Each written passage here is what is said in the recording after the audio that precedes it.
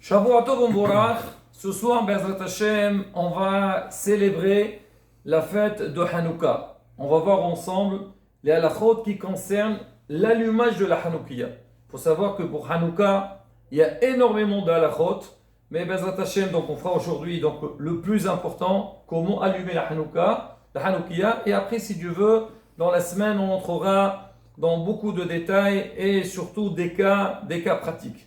Alors déjà pour commencer, alors c'est rapporté dans la Gemara Masechet Shabbat. La Gemara dit Maï Hanouka, c'est quoi Hanouka? Et elle explique, elle dit que on sait que malheureusement les Yévanim, les Grecs, ils avaient décrété sur le peuple d'Israël de ne pas respecter certains mitzvot de la Torah. En fait, leur but c'était d'assimiler le peuple d'Israël, et le Ham Israël, il a résisté contre eux. Et ils sont arrivés au point de faire une guerre, parce que tout celui qui ne transgresse pas donc ces règles-là, alors il le tuait. Il y a Matithia ou ses enfants, donc ils ont fait la guerre contre les Vanim, et ces Réchaïm, ils sont arrivés jusqu'à l'intérieur de Beth Amikdash, et quand ils sont entrés, donc Am Israël, donc ils ont rendu impurs tous les juifs qui avaient dans le Beth Amikdash, et Akadosh Baruch Hu, il a aidé donc les Hashmonaïm et ils les ont battus. Maintenant, la première des choses, il faut aller vers le Beth Amikdash pour allumer la menorah, mais il n'y avait pas de l'huile pure. Il y a eu un grand nes qu'on avait trouvé une petite fiole, alors qui pouvait allumer que pour une journée. Maintenant, le peuple d'Israël, pour allumer la menorah, il fallait de l'huile pure, mais pour ramener de l'huile pure, ça prenait 8 jours. Pour aller chercher, aller au mont des Oliviers et tout. Mais il y a un nes que cette fiole, au lieu d'allumer pour une seule journée, elle est allumée pendant 8 jours. Donc c'est pour ça que nous aussi, en commémoration donc, de cet événement-là, on doit allumer tous les soirs les bougies de Hanouka. Et on dit que dans cette misbah-là, il y a ce qu'on appelle le Hanyan de Pirsoumanes. C'est quoi Pirsoumanes? C'est publier le miracle qui s'est passé et montrer à tout le monde la présence divine Kakadosh Baruch Hu, Lo Yanom Velo Ishan. Et donc, Hachamim, ils ont instauré que dans cette fête-là, on fera beaucoup de louanges, des Hallel, et ainsi de suite, donc pour montrer la grandeur d'Akadosh Baruch Hu. Maintenant, on va parler au niveau donc, de l'allumage. Alors, pour l'allumage, il y a beaucoup donc, de règles à respecter. La première chose, où mettre la Hanoukia. C'est vrai qu'à la base, c'est rapporté qu'il faut mettre la Hanoukia vers un endroit public, c'est-à-dire chacun, c'est marqué Ner Ish Obeto, chaque famille, elle doit allumer une Hanoukia et on doit la placer dans un endroit qui sera visible vers l'extérieur. Parce qu'on a parlé de Pirsomanes, publier le Nes. Mais le problème, c'est qu'il y avait, comme toujours, il y avait des décrets contre le peuple d'Israël, on les empêchait donc de faire les mitzvot et Am Israël a été obligé de faire l'allumage à l'intérieur de la maison.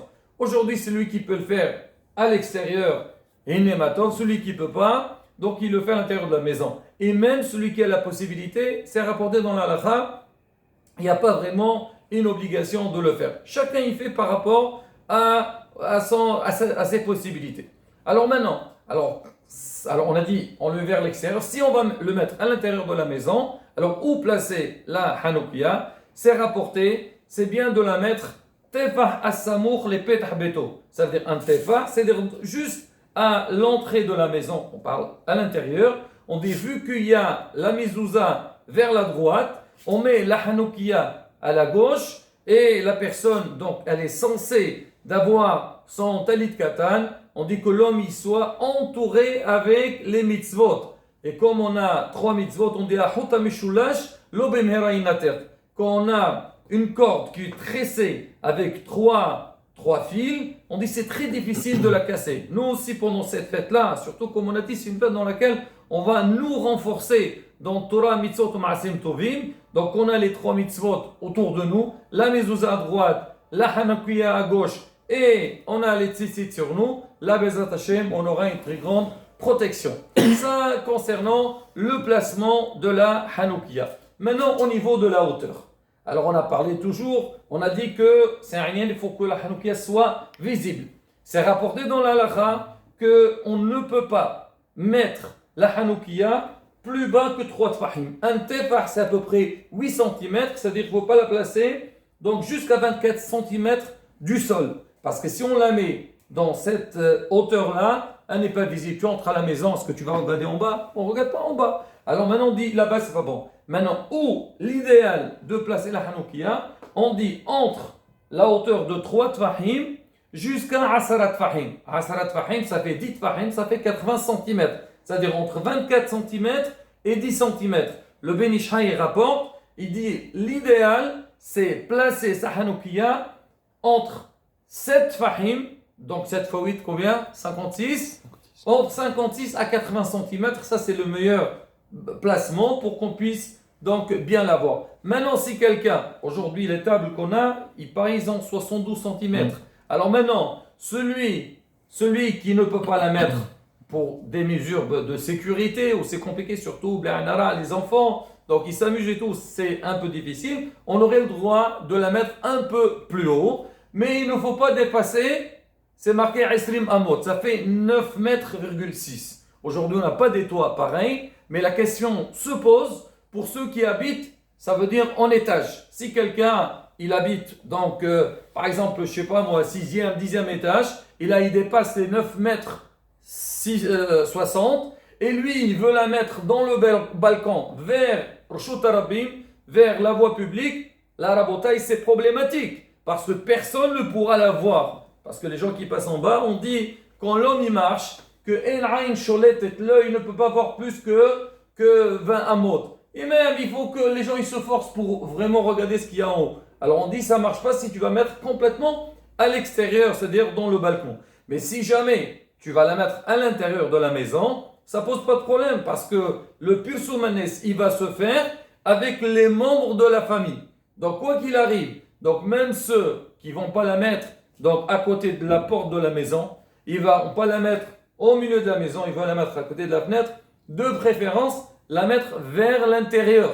Maintenant, Moulana Rav Mazouz, il a dit ça dans un de ses cours, il a dit si jamais on est en hauteur, mais il y a des vis-à-vis, c'est-à-dire il y a beaucoup d'immeubles en face, et les gens, quand ils vont voir notre fenêtre, ils vont voir notre Hanoukia. Dans ce cas-là, il y a quand même Pirsoumanes. Mais quoi qu'il arrive, Rabotai, pour ne pas entrer dans les sphérot, il est préférable, on la met, si on veut, à côté de la fenêtre, vers l'intérieur de la maison. Alors les gens de l'extérieur, ils pourront la voir, et surtout, faire, comme on dit, Pirsoumanes pour les membres de la famille. Ça, concernant le placement de la Hanoukia. Maintenant, on va passer à l'allumage. Alors, l'allumage de la Hanoukia, il doit se faire à partir de cet Kochavim, à partir de la sortie des étoiles.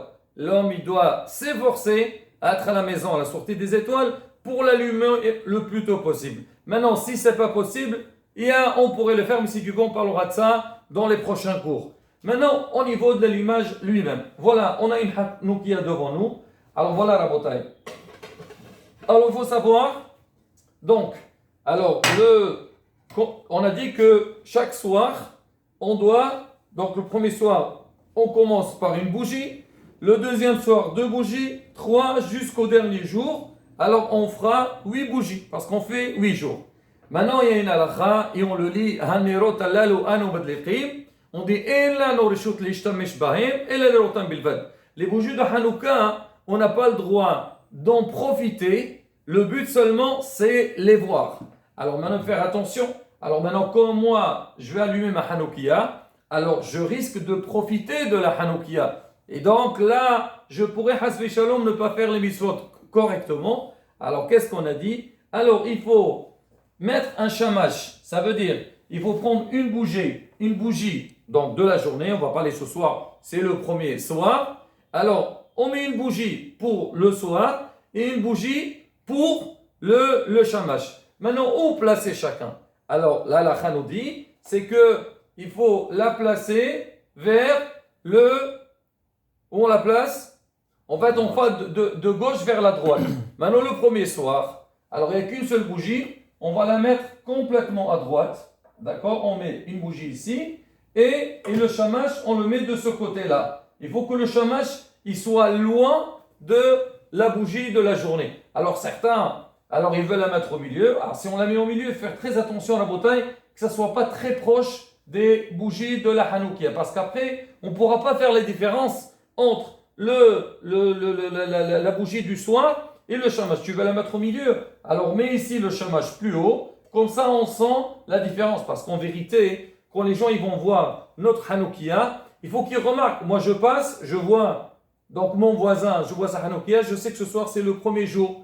Alors, c'est cinquième, je vois la cinquième. Donc, 5 bougies qui sont allumées. Alors maintenant, la bouteille. Donc, on a dit le premier soir, on pose ça là à droite. Alors, le deuxième jour, alors c'est bon, on laisse le shamash ici. Alors, le deuxième jour, on fait comme ça. On va mettre 2 et on commence par celle-là et après celle-là. Donc, en fait, pour se rappeler, on dit comme quelqu'un qui crie en français. Donc, on ne crie pas là, pas comme en hébreu. C'est par là. Tu vas toujours vers la droite, de gauche vers la droite. Ça, au niveau du placement des bougies de Hanouka. Maintenant, Rabotai, on va parler au niveau des brachot. Alors, pour les brachot aussi, Rabotai, faire très attention. Alors, on va détailler. Première des choses, alors il faut savoir que le premier soir, il y a 3 brachot et après, il n'y aura que 2 brachot. Pourquoi? Parce que le premier soir, on a aussi la bracha de Shehyanu.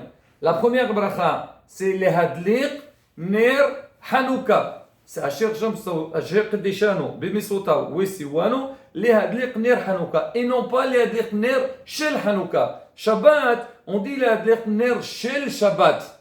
Mais Hanouka, on dit le hadliq ner Hanouka. Alors on donne un rappel, un remez, on dit c'est Rachetevot Nahal, le hadliq ner Hanouka. Deuxième bracha, chez Hassan Simavotenu, Bayamimaim Bazimanazé. Nous, pourquoi on allume? C'est pour qu'on se rappelle donc des Nissi Viniflaot, des miracles qu'Akadosh Baruch Hu, il nous a fait dans le passé et qu'il continuera à nous faire tout le long de notre histoire jusqu'à la Géoula Shlema. Et troisième bracha, chez Hiyanu Veqiyemanu Vegianu Zemanazé, parce que c'est une mitzvah qui vient une fois par an. Et là, Bezat Hashem, on va recommencer à nouveau à faire cette mitzvah. Donc, on va faire la bracha de Shehiyanu. Mais Shehiyanu, on l'a fait seulement le premier soir. Celui qui n'a pas pu allumer le premier soir, ni lui ni sa famille, alors quand il va commencer à allumer, donc ça sera, donc il fera la bracha de Shehiyanu. Mais bon, alors le premier soir, les autres non. Alors maintenant, au niveau de l'allumage, là aussi, Rabotai, il faut faire très attention. Parce que c'est vrai quand les gens, ils ont une mitzvah à faire, et il y a des brachot, des fois on mélange un petit peu la bracha avec la mitzvah. Nous, on a un principe qui dit, chaque fois qu'on va faire une mitzvah, et on va faire une bracha, on dit, Over la asiyatan. Ça veut dire l'homme, il doit faire la bracha avant de faire la mitzvah.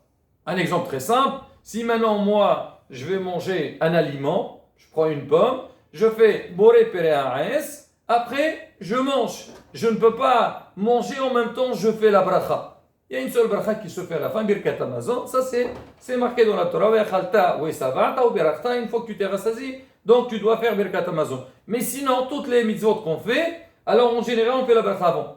Les bougies de Shabbat, il y a une mahlok, on parle pas de ça. Alors maintenant, comment je vais faire les brachot pour l'allumage des bougies de Hanouka? Alors je dois faire les brachot avant. Et là, la bataille, faire très attention. Des fois ça arrive, il y a des gens, bon, ils adorent, ils veulent faire bien la mitzvah. Tu les vois en même temps qu'ils vont allumer, ils font la bracha et en même temps ils allument l'allumette, ils vont commencer à allumer. Rabotai, non. Il faut avant tout allumer. Donc tu allumes, que ça soit, bon, allumette c'est pas évident, mais souvent dans les Hanoukiyot d'aujourd'hui, voilà, on a donc cette mèche là. Je l'allume avant de commencer les brachot. Une fois qu'elle est bien allumée, je fais mes brachot, après j'allume. Pareil aussi, Rabotai, quand je fais les brachot, c'est pas parce que j'ai fait l'adliq ner Hanouka, j'ai fait un brachat pour allumer, je peux attaquer. Pas du tout. Tu fais les 3 brachot, l'adliq ner Hanouka, chez Hassan Nissim, chez Hiyanu, après que tu as fini, tu commences à allumer. On le voit Shabbat. On fait le kiddush, on fait boré pere hagafen, et après, on n'a pas encore fait, après on fait Mekadesh Shabbat, après on va voir. Alors voilà, tu as fait un efser, tu as fait la bracha sur le vin, et tu n'as pas bu tout de suite. Alors non, vu que les brachot, donc tous les brachot qu'il y a dans le kiddush, ils concernent le kiddush, ça ne s'appelle pas ifser. C'est pareil ici aussi. Donc, comment on doit faire? Comme on vient de dire, donc j'allume ma petite bougie ou la mèche, je l'allume, je fais mes brachot avec concentration et je commence à allumer mes bougies. À faire très attention, Rabotai. Il y a des gens, alors ils te disent, oui d'accord, pas de souci, mais eux qu'est-ce qu'ils font? Alors ils vont allumer, ils vont prendre la bougie qui est le shamash, ils vont faire les brachot, ils vont allumer le shamash et après ils vont allumer la bougie. Il y a un problème, parce que le shamash, il ne fait pas partie de la mitzvah, il est en plus le shamash. Alors, deux possibilités. Si maintenant toi tu vas allumer avec le shamash, alors tu allumes le shamash, tu fais les brachot, après tu allumes donc la bougie du soir et après tu places le shamash. D'accord? Maintenant, si jamais, par exemple comme chez nous ici, c'est pas le shamash, il bouge pas, je veux prendre une mèche pour allumer avec. Alors je le place ici, ils sont placés, j'allume, je fais la bracha, j'allume la bougie du jour et après je passe au shamash. Là c'est très important à Rabotai, faire très attention. Le shamash c'est à la fin. Soit tu l'allumes avant la bracha, et là tu n'as pas commencé la mitzvah. Mais sinon, donc quand tu fais les brachot, il faut commencer par la bougie du jour. Alors un autre point important aussi Rabotai, c'est que, alors souvent, alors d'accord, on va respecter, on allume la bougie, on fait les 3 brachot, ou les autres soirs, et on va allumer la bougie du jour. Les gens, à peine on met donc la mèche sur la bougie, qu'est-ce qu'ils font les gens? Rabotai, il faut attendre. Il faut attendre que la bougie du jour, elle soit déjà allumée. Quand je vois que la flamme, elle a pris, à ce moment-là, je peux faire Anerotallalo, Anomadlechin. Alors les autres jours, par exemple, si on est, on va dire, deuxième jour, alors on a dit on va faire les 2 brachot. Là, une fois que j'ai allumé donc la bougie du jour, alors j'ai pas besoin d'attendre qu'on allume tout pour faire un Anerotallalo. Là non, j'ai fait les 2 brachot, j'ai commencé à allumer, la flamme elle a pris, même si j'ai pas allumé encore celle de droite, je peux commencer à faire un Anerotallalo, un Anomadlechin sans aucun problème. Voilà Rabotai, donc les points sur lesquels on doit faire attention au moment de l'allumage pour faire vraiment un allumage correct sans entrer dans les sphérot, efser, pas efser. Maintenant, un autre point Rabotai, et on finit avec ça, c'est que c'est rapporté que c'est bien que pendant la demi-heure, après, alors oui, un point qui est très important, on l'a oublié. Alors par exemple, si quelqu'un, il a du mal à allumer sur place, parce que voilà, alors j'essaie d'allumer, c'est un peu compliqué. Qu'est-ce qu'il va faire? Il va prendre la bougie du jour, il a son allumette, il allume, et après il la place. Est-ce qu'il peut faire ça ou pas? Est-ce qu'il y a un problème? Non, pourquoi il y aura un problème? Ah, très bien, il y a un problème. Parce qu'on a une mitzvah qui s'appelle Hadlaqa Osa Miswa. C'est quand l'homme, il va faire la mitzvah, il faut la faire à l'endroit où la bougie, elle doit être. Maintenant, tu ne peux pas, toi, allumer et après placer. Le cas se présente si, par exemple, c'est abordé dans la chassi, si quelqu'un, il est malade, le chef de la famille, et nous, on veut que le père de la famille, c'est lui qui allume. On dit, par kavod, on va lui amener la hanoukia, il va allumer, et après, on prend la hanoukia, on va la mettre donc, dans le salon. Ça ne marche pas, la bouteille. Ça ne marche pas. Pourquoi? Parce qu'il faut l'endroit dans lequel on l'a allumé, il faut que ça soit placé. Alors ça, c'est pareil. Donc, si moi, je veux commencer, je prends dans ma main, je vais allumer, et après, je vais placer, donc je n'ai pas fait la mitzvah correctement. Il faut que ça soit placé à son endroit. Je finis avec ça, c'est qu'après qu'on a allumé la hauteur de Hanerotallalo, on chante ceux qui font Marosur Vechoulé, c'est bien, c'est marqué, il y a certains, ils font Yoshe Besetra Elyon, ils font ce mizmor 7 fois. Il paraît que c'est une grande ségoula de protection.